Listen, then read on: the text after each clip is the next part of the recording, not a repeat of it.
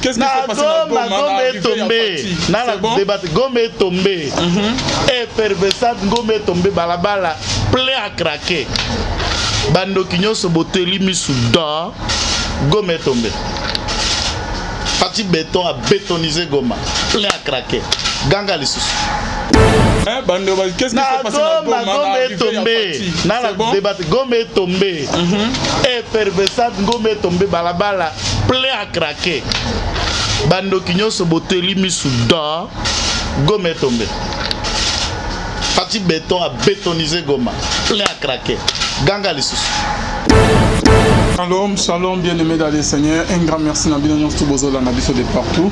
Bonzambe, na bonzambe, Lola, Ezo Futasmana, Toyoro Bakenzama, Boto, Kwaye, Zunapi, Namanso, Azo, Sayabiso. Merci, Nabano Basutena émission. Là, je vois les pasteurs Fezamissi à la bouche autorisée de l'Éternel depuis Zurich. Maman Gisèle, Lukio, le Motema, papa Emmanuel, na Boston. Excusez, Philo Mukwaya Motema Yabivense Domo depuis Londres, Pena frère et papi Kongenda depuis Champ des Fonds. Bonzambe, na Bonzambe, Yesunde Mosuki Sileman ne triomphe jamais. Bien aimé dans le Seigneur, toujours dans le cadre informé, binon, n'a rien que la vérité. Il y a le lot, il y a Minan, il y a maître Joël Kitenge, il y a Robin Sabama, vérité, moi et Belé, na émission, il y a le lot bien aimé dans le Seigneur. Maître Joël Kitenge, shalom maître.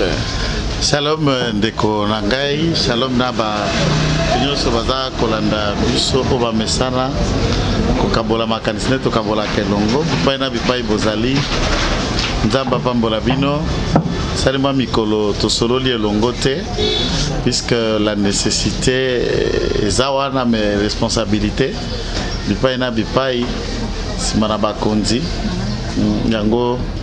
Nous n'avons pas été là pour vous répondre, mais je profite aussi d'emblée pour remercier ma base Nangai respective, puisque Bayoka Kimbela Nangai pour un meeting au Salemaki samedi dans le stade de Vélodrome, na patriarche Kitenge Yezu, na président honorable Laurent Batumona, président Kinke Mulumba, tous les autres alliés, honorable Élisée Bokumami, les salles, il y avait l'ordre, mais là qui plein à craquer. Ah bon? Plein à craquer, vous avez suivi notre appel, sincèrement de tout cœur. Nzambe Apambola Bino, je vis vraiment des gens qui nous écoutent et qui nous aiment, qui sont venus au stade avec nous. Et c'était une réussite. Bolakisi Mokonzamboka que malgré la tempête, Boza Elongo Naye. Bolakisi Mokonzamboka malgré Nungu Bilobela, vous êtes prêts à l'aider pour que a réussir na mandat. Pambate contraintes sociales les amakasi nzala. Maya on a kisasa courant kokoso. Insécurité les aran poche résiduelle de ça et là. Et vous avez montré au stade que Bolinga qui peut kimbela na biso. Waneza merci mingi Nabino nyoso. Na kutanga bakumba batute puisque naza mutu ya batu nyos, c'est pourquoi na souki saka ko pesa batu nyos mbote, ça cité chacun son nom. Merci beaucoup maître Joël Kitenge. Qu'est-ce que ça c'est mon quoi? Fati ateki mboka mbokeke. Est-ce que vous expliquer biso non ya solo mbokeke bateki mboka? Non, le président de la République a Tekimboka. Le rôle a utilisé ton nangai habituel au Bamesanate. Je préfère rester un petit peu pédagogique et l'élo. Potolimbo la batu le fond. Il y a question au Etali plateau. Il y a Minembwe au Ezala qui ne se reste en village. Bande Konangai Makambo Bozako Yoka ya Minembwe. Décret, il y a ministre Oyo et créa 270 communes ruraux à travers la République démocratique du Congo. Décret Wana est signé en 2013. Signé par la Mwana Mboka Oyo Bironyo Soboyebi Aibaki Mbongo Bukangalozo Patonga Université à Kindu Matata Ponyo. Nda signaki décret Wana. Après décret wana mise en application, il y a nomination, il y a bourgmestre ruraux dont celui au bâti qu'on installé na Minembwe ba installé bango misato en représentation ya 3 tribunaux se vandi na territoire ya Fizi moko azali les Tutsi là qui se réclament être congolais, les Tutsi de Minembwe, Moussus Azali Mufulero de 3e et Moussus Azali Mubembe. Donc le 3 langues le bamakanakati ya plateau tona territoire ya Fizi on balobaka Kifulero, balobaka Kibembe na Kinyamurenge. Kinyamurenge c'est à peu près 85% ou 90% de Kinyarwanda. Mais il y a une petite différence. Je l'ai dit et je pèse les mots. Mingyo batala galava céleste. Je voulais juste rappeler cette phrase. Bobo sana passé na biso te pona sina zongela yango mbala na mbala. Maître Kitengejolo a commis avocat na mikolo yo. Oye ko ya sima mais na mikolo ezalaka kala. Nazalaka soda ya Afdel. Na yaka na musée. Nazalaka Kadogo, na botama na est, na kola na est, mais je suis quelqu'un du centre. Na baboti nanga, na bandeko nanga, je suis né d'une grande famille de 10 personnes. Tous nous avons grandi à l'est. Et je parle énormément mingi ya balango lo bamakana est. Donc tant na ko sala analyse oyo, je ne fais pas des analyses seulement en tant que moto atangi, to moto ko sala politique lokola communicateur, mais également un natif du coin. Ensuite, comme quelqu'un oya tambola na banya Rwanda, puisque to tambola na ba Rwandais, na banya Mulenge et longo na musée pour chasser le maréchal Mobutu Sese Seko Kungondo Azabang. Donc je pèse les mots de ce qu'ils sont en train de dire, je puise dans mon histoire, dans mon parcours. Toutefois, les absolutés. C'est ce que moi je connais. Peut-être que ça là où yébité, tu peux nous ajouter. Mais ce que ça où yébité, tu peux copier chez nous pour que bakisa ni no sengelo lo balama betali Minembwe pambate okoloba oyo kokai ko maîtriser terre. Si ce document signé en 2013 papa. Arrêté oyo ya ministre de l'Intérieur en 2018. Fin 2017-2018. Tokomi Koluka Kokota déjà ma ponami, ministre de l'Intérieur de l'époque a nommé ba bourgmestre Iroana, Arimo Vasakani, PPRD, Matata, PPRD. Le président Félix Azate, il faut d'abord qu'on précise ça comme un élément important. Et que Ibango na Est Awa Bakendela qui caravane de la paix. C'est ce qui est fait que le chef d'état-major général, ministre de la Défense, délégué à MONUSCO et d'autres corps diplomatiques, qui pour sensibiliser la communauté pour la kimia na est pas battre tuerie na massacre leki. Mais hier tata oyo ya ministre ya décentralisation Azaria Suruberwa oya zali porte flambeau ya batuti. Connaissant ce programme, il a créé voyage baki ayebaki ke batora bakosuka na Minembwe, baki okuta na sokura na Minembwe pour occasionner à faire ce qui doit être fait. Naté virgule aw. Naté virgule aw. Nazongi skoyo très loin. Naté virgule awa na kozongela wana. Nazongi sko très loin. Qu'est-ce qui se passe là-bas? Lorsque Bisoto a colonisé, partage la frontière de la République démocratique du Congo actuellement, tant que Zala qui n'a une colonie, vous vous souviendrez vous tous que partage ya Mir ya chute à Berlin pour partager la frontière de Salema à 1885 tokati na Mukuse 1885 ne ba fixer ba frontière na biso. En 1885, le Congo est composé de plusieurs royaumes. Le Rwanda, Bazalaki pena un roi qui était Prosos Makabu.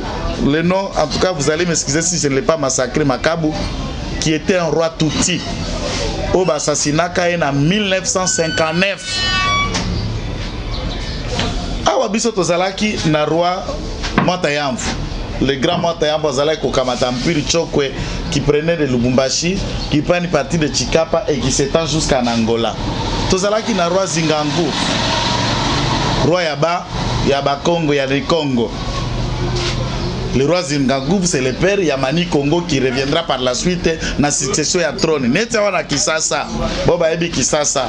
Omoni sokoza na force publique croisement asosa na force. Station moko ezalaka wana, pembeni kuna bar moko ezalaka koto tribunal la grande instance ya Kalamu. Nabeko sa publicité ba bar wana. Ndako oyo batie ndako ya service ya SNEL. Place za matiti pembeni ya lycée Tobongisa. C'est là où était le royaume Congo et l'administration ya le roi Zinganguvu était là, na Kasavubu. Ici dans la ville de Kinshasa. Et ce grand royaume, Nangamba Kasai, il y avait Sa Majesté Lukeng, le roi de Bakuba, qui colonisait et qui était. Et ces grands 4 royaumes, ne s'étendre Tina Kabinda en Angola, le roi Zinganguvu qui prenait l'ici jusqu'à Angola. Et il y avait un roi Tutsi na Rwanda, un roi Hutu na Burundi. Lorsque le roi Hutu a Koufi à l'époque, avant le roi Burundi a Koufa, Barundi, Bakimi Burundi, ils s'installent dans Nord Kivu, dans Sud Kivu, et lorsqu'ils se sont installés dans Sud Kivu, à ce stade, il y a Koko Manini. Okokuta, na kati ya ba territoire. Oezali na Sud Kivu est composé de 8 territoires, na 3 communes oezali na kati ya ville ya Bukavu. 8 territoires. Et na kati ya 8 wana na ba langue parlée, nous avons une langue qui s'appelle les Barundi. Les Barundi sont les Burundais qui vivent ici et qui se sont intégrés sont les Congolais et ils ont gardé leur identité, les Barundi. Congolais, ils existent. Bazaka Kaona Kisasa, je ne sais pas citer les noms des gens, ils sont députés, ils sont autorités, ils sont là à Kinshasa. Eza lokola babembe banemi bafulero bitakwira les Tutsi eza banyarugabo na ye tata ya ministre Azarias Ruberwa. Et j'insiste, Bizima Kara, lorsque Kabila Pera Bengani Barwande na Kinshasa pour dire que Bosungaki biso il est temps que vous rentriez. Alobi Barwande ba kende ba Congolais batikala. Mais curieusement de Konangai, voilà ici parenthèse, Azarias Ruberwa, Deogracias Bugera, Bizima Kara, qui se réclamaient être des Congolais, des Tutsi Congolais, se sont retirés Bazungi na Rwanda. Alors Bizima Kara était déjà ministre des Affaires étrangères na biso awa. Alors Kabila bi bino bomane kolwa boza ba Congolais ngala lobi Barwande nde ba kende. C'est que bino bokei, vous vous dites ne pas être Congolais, mais la question c'est comment ceux qui se disent être Congolais bazali ko prêter allégeance na ba étranger. Bizima Kenda mais lelo ndenge na koloba wana mboka Bizima Kara aza conseiller na cabinet ya Rubero na ministère de décentralisation, conseiller politique. Et pendant le régime ya Kabila, Bizima Kara était conseiller politique de M. Kabila à la présidence pendant les 18 ans. Mais je vous rappelle, bien sûr. Les gens ne le savent pas. Bizima Kara est toujours ici. Deogracias Bugera est toujours ici. Napoto Tenakisasa, conseiller ici au ministère. Lui qui était déjà ministre des Affaires étrangères. Pourquoi il se cache derrière Rubera? Point d'interrogation. Pourquoi Babengana Barwande Bango qui se dit Congolais Bazongaka na Rwanda? Point d'interrogation. Tu vois les grands problèmes. Maintenant, Tango Barundi va s'intégrer. En 1959, au Komona, roi Yabatuti Yakoufi Azalaki, alors les représailles Hutu. Na prise ya pouvoir avant le monseigneur nani président Abiyarimana a eu pouvoir kuna na Rwanda et on massacre les Tutsis et les Tutsis fait le première vague ya kokima de bakota na couloir en 1959. Je vais vous envoyer une vidéo de 10 minutes en noir blanc. Il y a 1959 tourné par la Croix-Rouge internationale na RTBF à l'époque. Je vous enverrai de 10 minutes, j'ai ça au téléphone ici. Je vous enverrai au monde ndenge ba Tutsi bakota kala 1959 awa na Congo. Je rectifie un autre élément dans le bas qui certains endroits démontrant que le général Charles Bisegimana azalaki na police azali mwana ya papa Barthélemy Bisegimana azalaka directeur de cabinet ya Mobutu à l'époque. C'est faux. Na prêtaki information aux alaki non vérifiable. Barthélemy Bisegimana n'est pas le père ya général Charles Bisegimana. Ezaka kombo ekokani, tous sont de la même communauté mais azatata na été. C'est un rectificatif on a sengi na bato puisqu'on est humain. Moi je n'ai jamais donné l'impression de tout connaître, mais j'essaie de dire on gana yebi pour toka bola makanisi na bana mboka. Et là où je ne sais pas, je suis très ouvert et très humble d'apprendre de vous et d'être complété de vous. Malheureusement, mal éduqué profite pour insulter. C'est votre droit et ça montre ce que vous êtes, ce que vous les canez, vous tirez dans les commentaires ma finga. Alors, na 59 fois na bavandia na plateau. Yesu koyo Bisegimana Barthélemy en 1972 à Sengi na mokonzi ya mboka le tout puissant roi d'Israël ba créer ordonnance pour na kopesa Banyamurenge qui se réclame être Banyamurenge qui était Banyarwanda à 59 nationalité zaïroise. Le président Mobutu va signer une ordonnance à 72 à PSI Banyamulenge Nyonso qui était cette fois-là. Il faut aussi souligner un élément très important. Minembwe ezana Mulenge te. La montagne Murenge, ça se trouve à Uvira. Un autre territoire très loin et très séparé de Minembwe. Puisque Minembwe est dans la carte territoire de Fizi, Fizi est pembeni ya Mwenga, Mwenga pe ezali pembeni ya Musikatera, na ba territoire mususu. Mais par contre Uvira na sud, Uvira ezali na suka na carte ya Uvira ne Mulenge ezali. Quand ils se disent Banyamurenge, ils se réclament être de ce coin d'Uvira alors que là où ils sont en train de créer leur fameux territoire commune urbaine et ali kuna na wapi na mboka ya Minembwe. Donc voilà pourquoi de ce fait deux éléments d'analyse il faut accorder une ordonnance signée par le président Mobutu en 1972 accordant la nationalité massive naba Rwando nyonso bazalaki na kati ya plateau ya Lemera na Minembwe na Kakobo, les trois villages. Et c'est à Lemera, dans le village là de Lemera, que M. Kabila Joseph dit Raïsi, autorité morale et abattoir FCC, est né. C'est dans ce plateau là qu'il est né, c'est là où il a grandi. Et c'est Banyamurenge là qui les ont protégés. Tant que les maquis de Ewabora, c'est là dans le territoire de Fizi. Nde Ewabora, écoute Amaka, c'est là où il est né, c'est là où il a grandi. Merci beaucoup, Maître Joël. Nabaki c'est loko moka vana koma wana, vana longwa skopla swana. Siko tangu bouluba bazalaki ba congolais. Basali ordonnance na 1972. Si l'on bazalaki, autour de question mo munene de konangai. Na 72 tangu na memane, c'est vrai pour que si l'on bazala na 72, c'est le roi d'Isaïe. Là même IDPS est botamité puisque c'est 10 ans après à 82 que l'IDPS va commencer. Mais un événement intervient.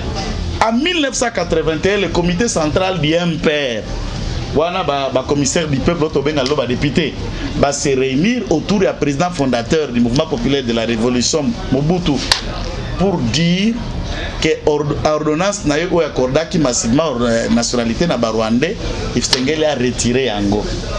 Le comité central va saluer la résolution pour proposer au président Mobutu l'annulation purement et simplement, n'est-ce pas? Il y a ordonnance Wana à 81. Après ce qui n'a pas été fait. Mais entre-temps, de 70 à 81, et ça déjà Mboulaboni, et c'est ça déjà 9 ans, Batubazala déjà la nationalité. Toza le loi en état de droit. Est-ce que vous pensez en tenant compte de cela, tant que le président Félix Akoloba poto que Batouana Baba Congolais Baba Nekonabisa Zokosa, pour na 70 va penser déjà bango nationalité na Mobutu. Yes quoi quoi boto le bango lelo. Ce sont des débats qu'il faut expliquer. Mais bien sûr, dans la de nos vidéos, tant que Vital Kamera, président de l'Assemblée nationale, va interpeller le général Kaloume. Naïbou Kozo Landalava Céleste, général Kaloume. As ambassadeur Nabiso na Russie maintenant. général Denis Kalou azalaka ministre de l'Intérieur na 2003-2004 jusqu'avant les élections. Maintenant ambassadeur na biso et pas à Kremlin na Russie. Le pro s'appelle général Ladou Kaloume Levier Maradona. A distingué comme dans l'école primaire tina licence. Abimaga le premier de la classe, tina académie militaire. Vieux un génie, maestro. Azal l'ambassadeur. C'est lui qui était ministre de l'Intérieur lorsqu'on l'interpelle. Et cette vidéo n'a continué de l'ondeko. Pembeni nae nana sa ministre de la Défense, Chikese Diem. Nana vandi na quitte Pembeni na Chikese Diem comme ministre, Mama Mabunda, ministre, interpellé en 2003-2004 dans l'Assemblée nationale par Vital Kamer, président de l'Assemblée nationale. Ce jour, il y a débat, Zakaria intervenant quand même, il faut se souvenir. Après, plus tard, il y a eu des débats, dans la vidéo à Zakaria, dans la vidéo à Zina. Mais il y a une explication à Pessa, une réplique à Bato, Pessa pour le Kamba Italie Minembe. Puisque bah existait Bongo, événement FDL Ekoya, RCD Bandi Rébellion en 98, Rouberwa, professeur Ilunga, Arthur Zaïd Ngomba, Tambwe Mwamba, Mende et consorts. À la tête du RCD, va créer na Bukavu 2 nouveaux territoires. Au lieu de 8, c'est comme 10. Dominé va être créé territoire pendant la rébellion du RCD Goma. C'est la raison que Bengela Gérard Kaloumbe dans l'Assemblée nationale pour qu'il vienne s'expliquer comment il y a un territoire qui fonctionne informellement et Zala qui soutenu, entretenu par le vice-président de l'époque, Azaria Soubero Amaniwa ici, qui se réclame être victime minorité, si les minorités. Il veut quoi, président, ce monsieur? Wata batongo bakwara ata 4 5 000 10 000 te moi déjà dans le ministère comme vice-président besoin déjà nyoso minou libanda bokoma bo s'imposer déjà wa et vous cherchez quoi de mieux que ça? Ces gens nous prennent pour qui? Et s'il faut prendre cette question boula tisango Tshisekedi local tout ça va être honnête quoi, tout ça honnête na mokili. Ici, la responsabilité du chef de l'État, elle est là. Et je vais vous montrer en quand Chilombo va intervenir et responsabilité n'est pas wapi. Pourquoi maintenant une ordonnance qui a été signée après, il faut couper court en 2003, tant que Basali 1+4, Basangisi, on a demandé le territoire de Nyosombe créé dans le Équateur. Roger Lumba la créé dans Kisangani. RCD est créé à Kotoyo. Babuka yango basongisa ba territoire ndenge zalaki na format na yango liboso na ba 11 provinces ndenge zalaki liboso Mbembaye, Zaïd Ngomaye, Rouberwaye, Yerodiaye, Basali 1+4 na Tata Kabila. Nous connaissons là où nous sommes arrivés aux élections de 2006. Cela a été annulé en tant que tel.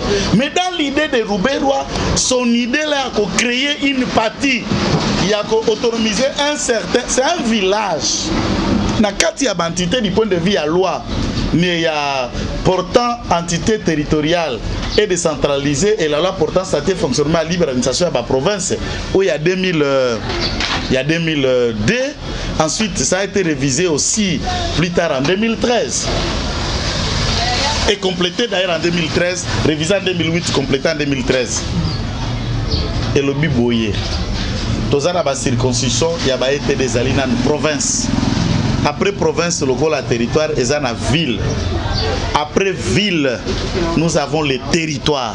Après les territoires, nous avons les communes rurales.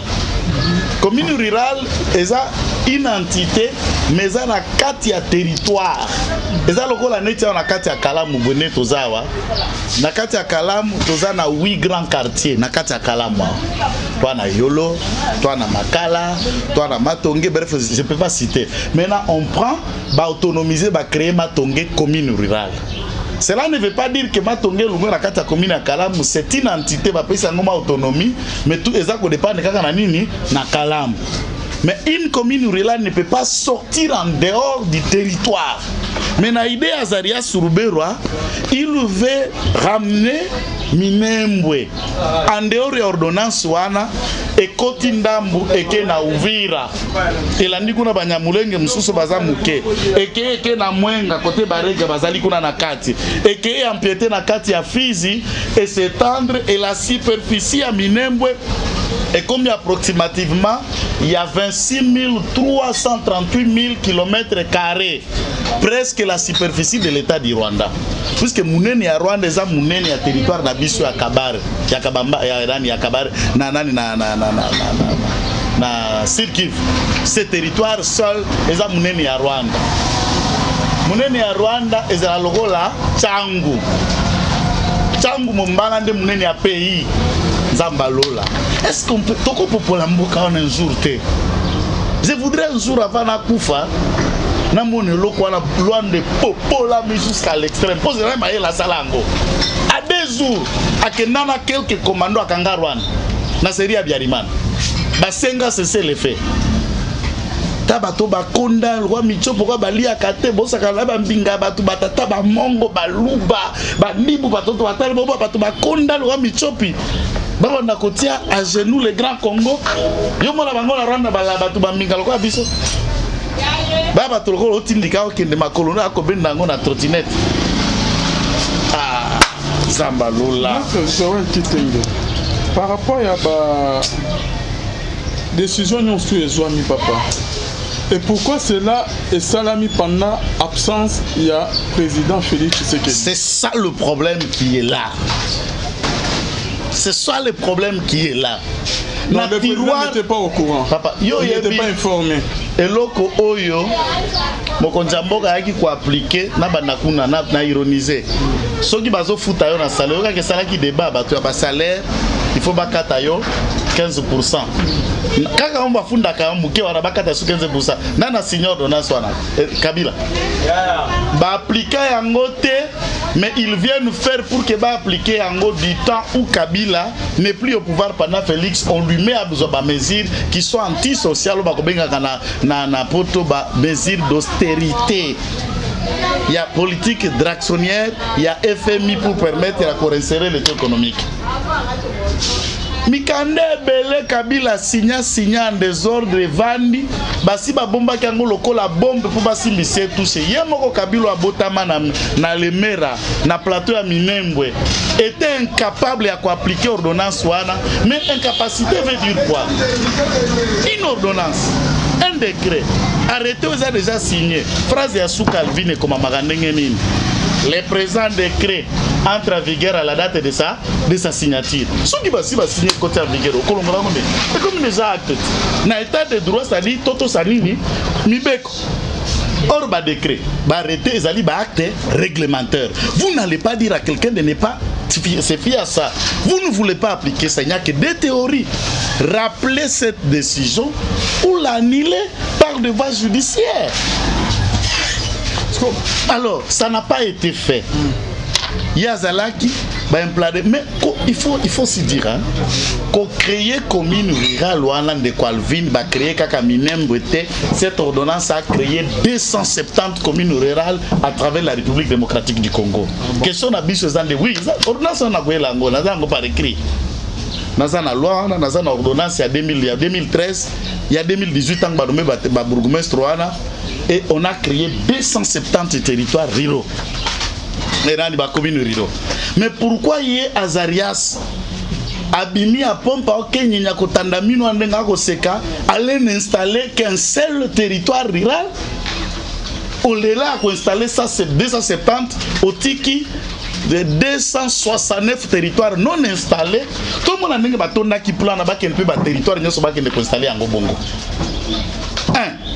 A changé configuration, il y a décret wana. Moulaye Sengel Tikaraka na kati ya Fizi, un territoire rural ne peut pas sortir en dehors du territoire où ils allaient créer.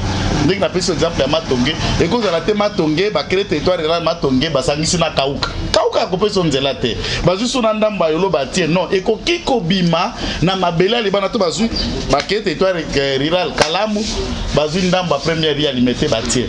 Limité ko be habiter un territoire rural ne peut pas sortir en dehors du territoire d'attache et oui comme Malibande a visité Ruberwa aye ko étaler carte elingi ko asa la ngosko na ideni baza na fils wana banyambulenge bao balobaka munoko ya Rwanda Kinyarwanda bazali wana ote na Uvira bato musupe balobaka Kinyarwanda nde kote Nyarugabo aza nde kuna pale kaki député na Uvira po batuti nyonso wana baza coin moko te ba mususu baza na Masisi ba musupe baza na Ijwi na mwa île na biso ezalaka pembeni kuna séparé ba musupe baza na Ijwi. Qu'est-ce qui se passe à ce niveau-là? À la Nice, c'est comme Kolanda. Ah, na Uvira pe batutsi na biso bazali bavandi. A juste comme abele place na batutsi bazali. Ote na Mwenga côté bareka bazali, batutsi musu bazali. Abemi musu territoire na. Et comme neti ko kende ya Kolanda na. Et comme ni ye nani. Qu'est-ce qui se cache derrière tout ça? Non nyonso asanyo. Aza mayele te. Azo kanisa. Mayele te, ye bayebelo bazo sala. Papa, yozo kanisa ye akimaka kisasa ni. Akimaka kisasa ni puisque bandako buma baranda na kisasa ti. Po batumba po baleza pasi. Yo moninga la banga. Oh papa, makala na kota ti. Wapi suna ko banga? Ndolo na kota. Aner na kota. Na banga wapi? Kia Maître, je vais quitter yo kanisi kibiso tokotika 1 mètre ya mboka la biso ekende kuna et il sait bien que na ko biso loko moko Banyamulenge les rwandophones et les rwandais bayoka na kate. Ça c'est l'information pour vous. Na tambola na vani na bango et batno so bazana plateau ya Minyembe na makuru na munga meza munga mara. Vous voyez que je marche avec vous, je connais.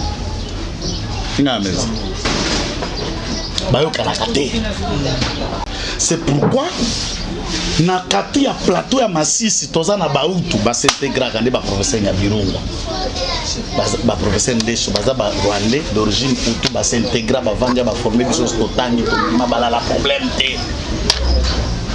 Ye Kagame ndaza ko utiliser na ndenge ya kibolole ba mususu awa na Kisasa pour permettre à perpétuer idée na puisque Rwanda ezata la moitié acide qui vote na munene baulu kasko servi na bango na kati ya minembo ya Alvin okozala na 45 000 têtes de vache evandi wana baboko la kande bangombe c'est l'espoir ngombe vandi na est ya blague te 45 000 têtes de vache ba misolo na minembo batoro mona na ba kingo etengama. Donc, pour sengi na mokonzi mboka bapesa ba rwandophone wana mabele basengeli bazala puisque ba déjà na nationalité, c'est pas un débat, on tout expliquer. Mais création ba te ça veut dire expliquer au Congo. Je dis là on a pris par exemple une commune voilà ba beta masola balabala ya tambola kuna ye. Alors que ce sont des Rwandais qui arrêtez ces genre de trucs na tunio bisegimana. Azalaka de cabinet à Mobutu na 70. Papa Tshisekedi na 70 était aussi à l'Impère. Papa Tshisekedi azalaki na Impère. Quel jour vous avez attendu ce débat là? Comme vous savez, Bisegimana, combien de dignitaires il y a école là, basi bazoa déjà ba poste là depuis 7 ans là. Na ba député. Rwakabuba. Je ne sais pas si c'est le même nom. Toi, Tata, député honoré Magui Rwakabuba à l'Assemblée nationale. Je n'ai pas de précision, c'est juste une façon de relier. Rwakabuba a été élu commissaire du peuple à l'époque. Il y a Sid Kivu à l'époque. Des députés ont créé campagne à Zaïre. Et ils ont été élus dans la même période. Papa Tshisekedi, ils sont allés à l'Assemblée nationale. Et Papa Tshisekedi était le premier vice-président de l'Assemblée nationale, là où Jean-Marc était. Naba Rwakabuba dans le même ensemble. Ils étaient de quelle ethnie? Vous voulez faire un débat aujourd'hui, quelque chose qui existe. Les gens là, aux ans moi sinon nandako, aboti bara bino prépare biso mama na biso. So bositu ki boye. Voilà la bonne nandako papa sabeta bonne zen. Bona robota mwana asus mitamsala ta comme banda mama. Maître Joël, ils ont ça bande au mine face bazola na biso. Robert maître Joël accueilli. Ache ba beaucoup maître kuna maître Joël l'absence du chef de l'État, il paraîtait que les chefs de l'État n'étaient pas informés par rapport à Bamagamio. Ceux qui ont informé, mon frère, Tolobi Pemingi, Nana Kendaka 4 semaines, le président de la République doit prendre ses responsabilités à main. S'il n'était pas réinformé, c'est ça.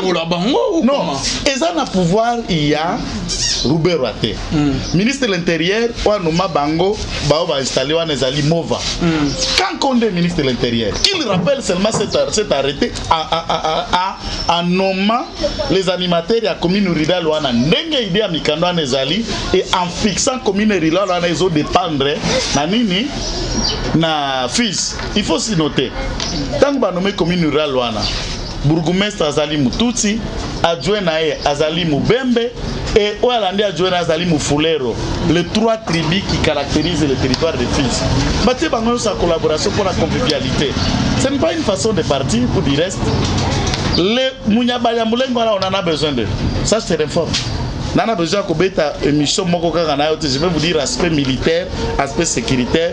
Nous avons besoin de ces gens-là. Oui, puis général Tsunz, le Loaza numéro 1 à région militaire à Katanga. Il n'a jamais traité avec les Rwandais. Kagame Lingakaete. Tu sais, il y a des gens qui sont Rwanda. Les Banyamurens ne sont pas occupés à Rwanda, Rwanda, Kagame. Kagame a banga bangote. Et pour renverser les Zaïre, Kagame a dit dans son armée, le FPR, il y avait l'armée patriotique rwandaise, plus les Banyamulenge qui les ont accompagnés. Et les Banyamulenge ont toujours travaillé ici. Ce sont eux qui ont protégé Mouzé pendant les maquis. On a banni en rébellion, ils vivaient là-bas. Et c'était la zone rouge que l'armée zaïroise n'y entrait même pas. Lélo, ils ont des militaires, ils ont plus de 450 officiers dans l'armée Nabiso. 450 officiers supérieurs, plus de 4500. Nous courons derrière l'État, maître Joël. Bandeo Bazo dans la biso, Tozo comme on a souka. Réaction par rapport il y a arrivé, il y a président Nagoma. Parce que Bandeo Ming, il y a la Mouka, Bandeo Balegi n'a pas émission, Balobi que non, Baro saboter mon conseil Mboka Kuna. La Mouka Yozo Benga va Daniel Safou, Abosana, Soda Nabitumba, Batonga. Laki kamanda kwa tanta bata ma ye na boule na ye batongela ka soda building on m'a dit amba ndenge comme ça batwa mais musalo ozo ça normalement ba magistrat fallait pas interpeller Saint Daniel Saf nani Daza député ah bon Daza immunité Daza na immunité oui non ba ko interpeller il y a une procédure il faut le procureur général près la cour de cassation près la cour de cassation Aza député national papa. Donc aux hommes on a démoralisé militaire na front voilà nini puisque on a qui ça très bien jargon mon na biso ko meli bien ba mela mai na ebite côté ba like kuna so mai ezala kita melika kango mibibana ba mbuma tala biloko asali parce que mela na ba mbuma mela mai surtout mikolo na eloko ba ndio ya kiso ki shikata c'est ce que ça fait des gens comme lui au sacrifice na dia ba na shikata. Merci beaucoup. Qu'est-ce qui s'est passé dans Goma, maître Joël? Hein, Bandeo, qu'est-ce qui s'est passé dans Goma? Goma est tombé. Goma est tombé. Et perversat, Goma est tombé. Balabala, plein à craquer. Bando Kinyo se boteli mis sous dehors. Goma est tombé. Parti béton a bétonisé Goma. Plein à craquer. Ganga les sous. Kuna balingara était né balobi. Papa, yo oza journaliste té. Ono de Jésus nazo sakola. C'est négoza na mbongo ebele. Toko yengaka. Apesa zo kende boto futi babie to kepe Goma. Ndenge to baba otalanga ba ebike, je suis un collaborateur pe na tetaka très bien à Jacques Chabani. Jacques à Goma non. J'ai discuté dans WhatsApp, voyant ses visages et ses images. Voyez les images, et les gars en direct dans la télévision. Mais tout le monde a une vidéo, puis Moussous Bajen, Yago, Makuna Baba, encore réclamer liberté, libérer Victor Kamere avant que Fachi a commencé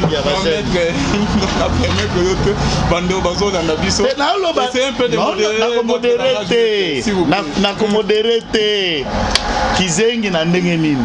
Mtu aibi 57 millions. Apesa tata nao.